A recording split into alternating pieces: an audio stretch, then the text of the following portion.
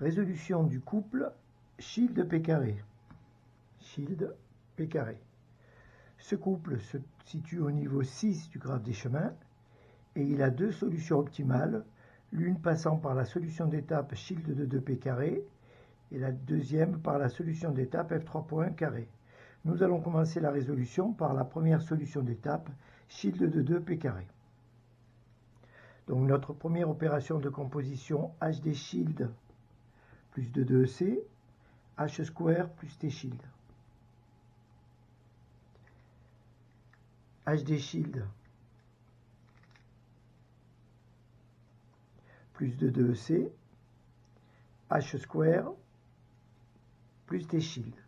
La présence des du fragment de catégorie 1 de part et d'autre de l'action slash va nous garantir le résultat, c'est-à-dire shield de 2 P carré. Nous obtenons bien shield de 2 P carré. Deuxième opération de composition pour atteindre le couple shield 3 flèches, HD shield de 2 plus T shield, H square plus 3 corps. HD shield de 2, c'est ce fragment, plus T shield, c'est ce fragment.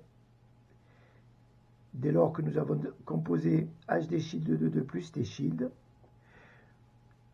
la présence de fragments de catégorie 1 de part et d'autre de l'action slash nous garantit également la composition H square plus 3 corps.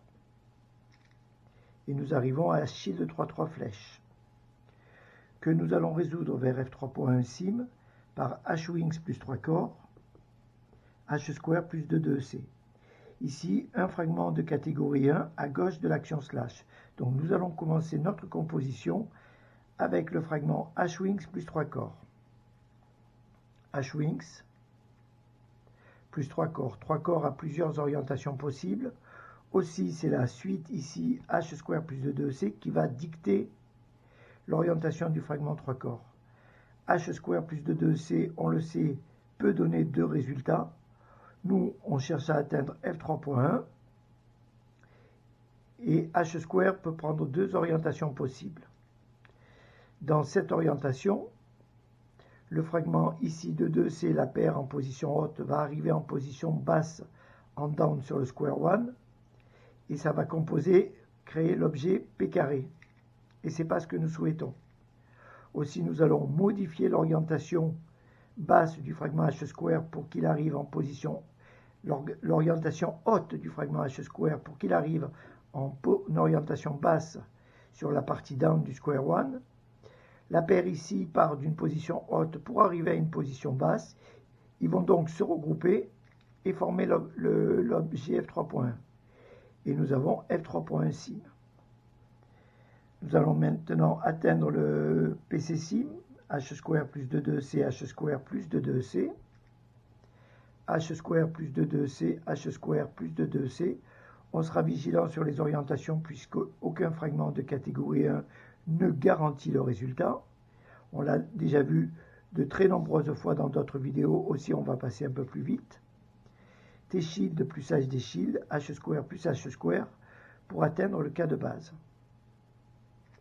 T shield plus HD shield et H square plus H square.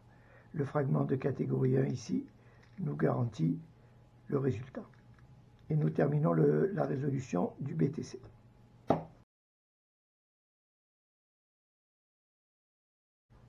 Voyons à présent la résolution du couple shield P carré par la deuxième solution optimale F3.1 carré. Première opération de composition, H square plus 2C, H square plus H square. Aucun fragment de catégorie 1, aussi il sera nécessaire d'être vigilant sur les orientations et bien connaître l'objectif, F3.1 carré. H square peut prendre deux orientations différentes, l'objet shield orienté de cette manière ou de cette manière. Donc, H square plus 2C.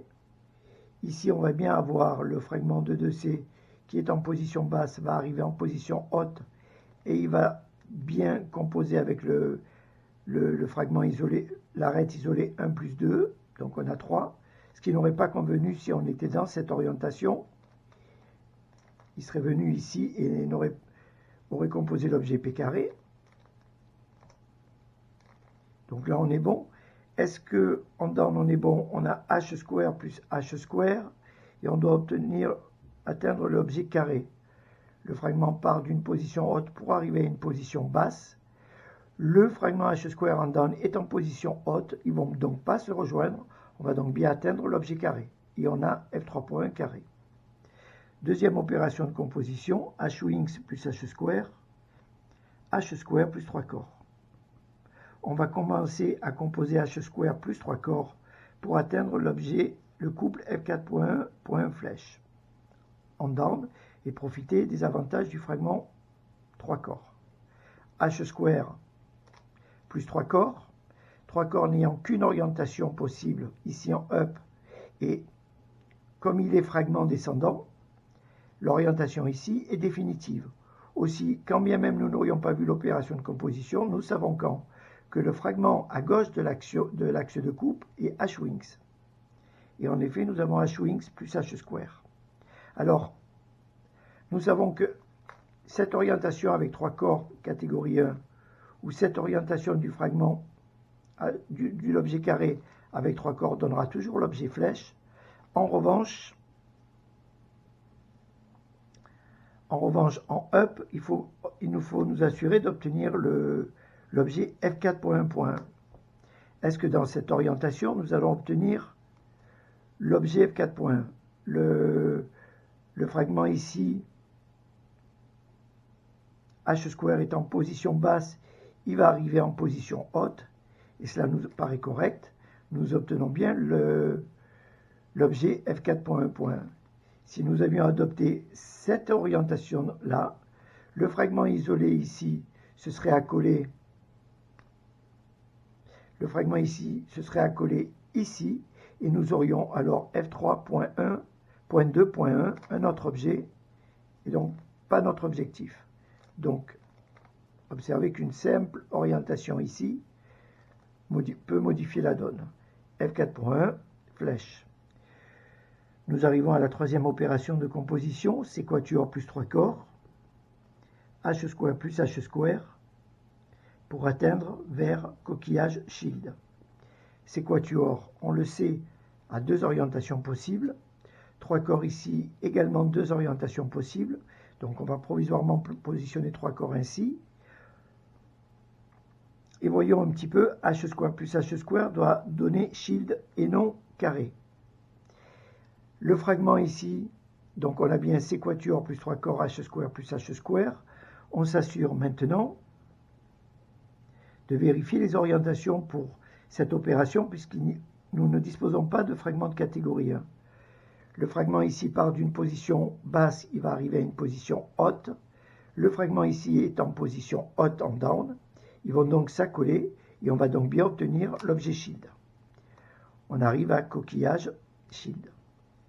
On va atteindre maintenant l'objet ou le couple PSC sim, P carré, good fist, de 2C plus H square. Celui-ci aussi, désormais, on en a l'habitude. Dans cette orientation ou dans cette orientation, on s'assure de composer 2C plus H square plus 2C. Ce qui est également vérifiable dans cette orientation, 2C plus H square plus 2C. La différence va résider dans le fait qu'ici, on obtient le P carré en polarité R, également en down, puisque c'est le P carré à polarité symétrique. Et dans cette orientation, on va obtenir le P carré en polarité L, symétrique et évidemment également en down. Et là, nous arrivons vers le cas de base, H square plus H square, HD shield plus T shield. Donc H square plus H square, HD shield plus T shield. Et nous terminons le BTC.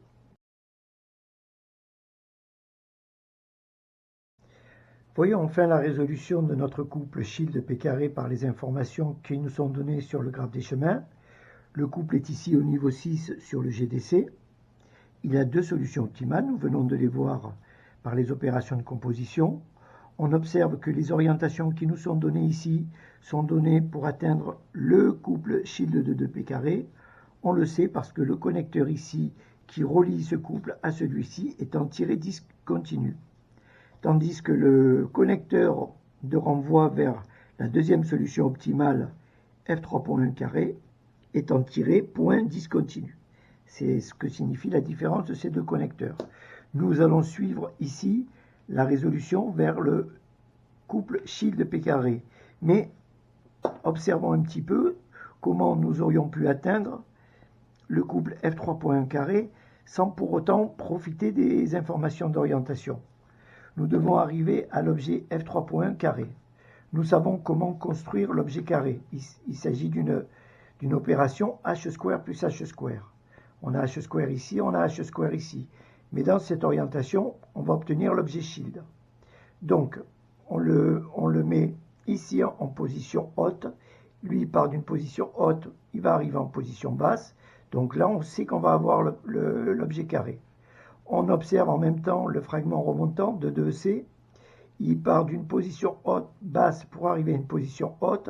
Il va bien s'accoler ici à la paire et on obtiendrait bien F3.1 carré. Nous avons décidé de suivre les informations d'orientation qui nous sont données. Alors, ici, nous avons un objet à polarité. Donc, cette information d'orientation concerne le P carré L. Est-ce que nous avons le P carré L? Par chance, nous avons le P carré L. Donc, nous allons pouvoir respecter absolument les orientations telles qu'elles nous sont données ici, c'est-à-dire la paire ici à droite de l'axe de coupe et le fragment HD Shield ici pour arriver vers Shield de 2P carré. Si nous avions eu le P carré R, eh bien la paire, au lieu d'être à droite de l'axe de coupe, elle aurait été à gauche. C'est la seule différence. Et l'orientation de l'objet Shield, je ne suis pas certain de ce que je vais dire, mais a priori, il aurait fallu peut-être positionner le fragment HD Shield à droite, à vérifier.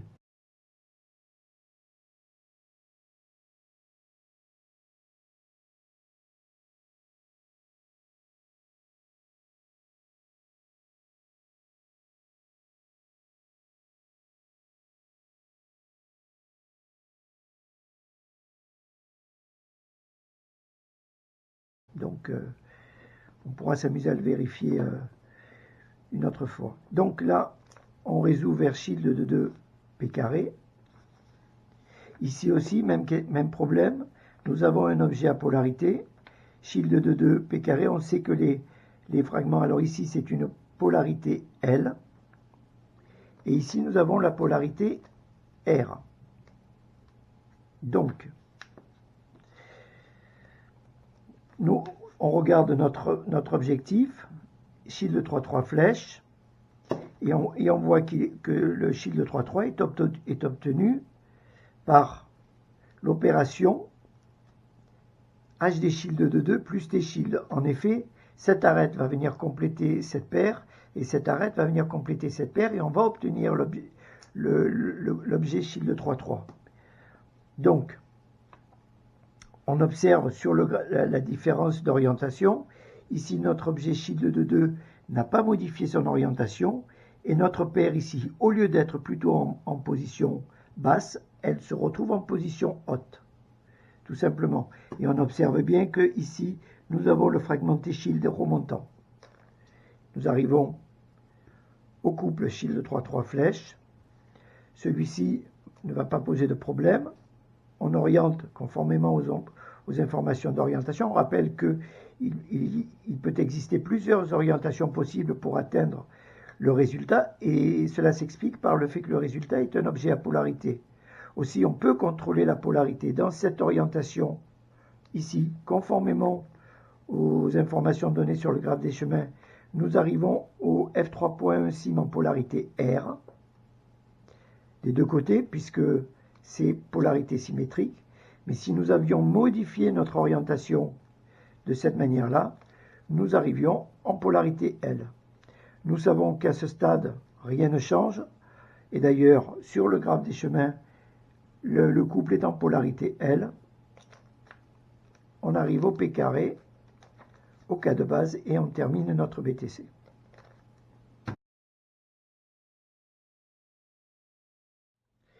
Nous allons revenir un petit peu sur ce que nous avons dit et ce qui s'est passé lors des explications données à propos de l'orientation des objets selon que nous avons la polarité L ou la polarité R pour l'objet P carré. Ici, aucun problème, nous avons la même polarité L que sur le graphe des chemins.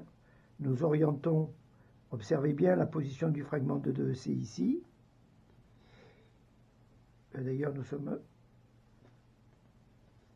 Vous voyez sur le graphe des chemins, le fragment de 2EC, la paire est à droite de l'axe de coupe.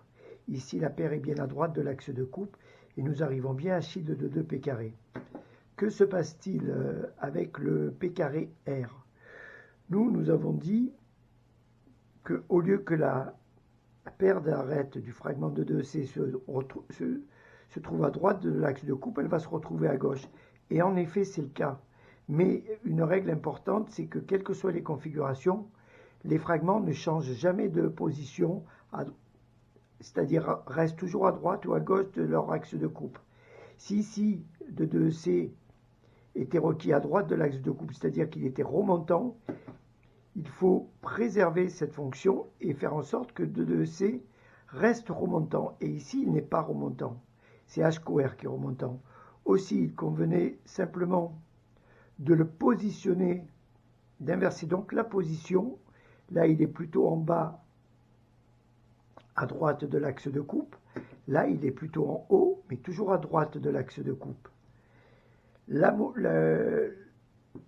L'objet en up ne modifie pas son orientation et nous obtenons bien Schilde de 2 P carré. Voilà, c'est seulement cela qui change. Alors dans le texte de la vidéo un peu plus tôt, nous avons dit qu'il y avait, donc ça c'était la deuxième alternative. La première alternative consistait à, alors dans ces cas-là, positionner de 2EC à gauche. Le fragment HD Schilde, évidemment, était inversé. Mais si on faisait l'action slash par la droite, comme on en a l'habitude, on obtenait le résultat, mais en inversé. C'est-à-dire que P carré se retrouvait en up au lieu d'en down, et Schilde de 2 se retrouvait en down. Dans la mesure où la règle énonce que le fragment ne perd jamais sa fonction, ici, le fragment de 2C est un fragment remontant. Il faut que 2C soit reste fragment remontant. Aussi, il convient de procéder à l'action slash par la gauche. Et dans ces conditions, en effet, on va déplacer le fragment HD Schilde, lui aussi, puisqu'on modifie ici la position du fragment et de la fonction du fragment, on va la modifier ici. Ici, la fonction du fragment, elle est invariante, c'est-à-dire qu'il ne se déplace pas avant et après l'action slash. Donc on va le préserver ici puisque l'action slash va se faire par la gauche. Et donc c'était ici qu'il faut le réaliser. Et dans ces conditions, on obtient notre couple Schilde de 2 P carré. Et quand bien même on était parti, on avait modifié l'orientation du fragment, c'est-à-dire à gauche ou à droite de l'axe de coupe, on préserve le résultat et surtout l'ordre, c'est-à-dire Schilde de 2, pardonnez-moi, Schilde de 2 en up et P carré en down.